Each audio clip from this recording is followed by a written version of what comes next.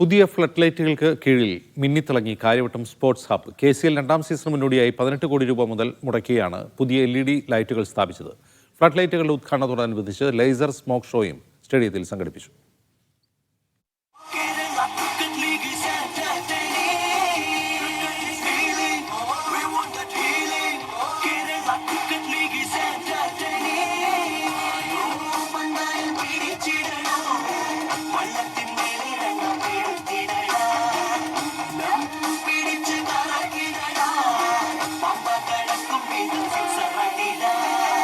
Karyavattom sports ഹബിൽ ആരാധകർ ഇന്നലെ രാത്രി കണ്ടത് പ്രകാശവിസ്മയം. പുതിയ LED ലൈറ്റുകൾ മിന്നിത്തിളങ്ങിയപ്പോൾ സ്റ്റേഡിയം പകൽ പോലെ പ്രകാശപൂരിതമായി. സംഗീതത്തിന്റെ അകമ്പടിയിൽ ലേസർ ഷോയും ഒപ്പം സ്മോക്കും. MLA Kadakampally Surendran switch on കർമ്മം നിർവഹിച്ചു.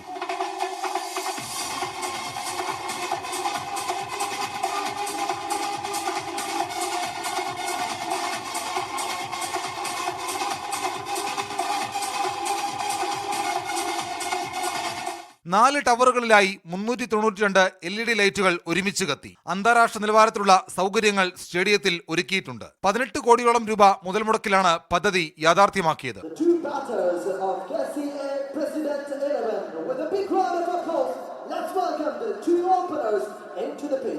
കേരള ക്രിക്കറ്റ് ലീഗ് രണ്ടാം സീസണ് മുന്നോടിയായിട്ടായിരുന്നു രാത്രിയെ പകലാക്കിയ വെട്ടം കാര്യവട്ടം സ്പോർട്സ് ഹബിൽ തെളിഞ്ഞത്. കാര്യവട്ടം സ്പോർട്സ് ഹബിൽ നിന്ന് S. അനോഷിനൊപ്പം ഷിജോ കുര്യൻ, മീഡിയ 1.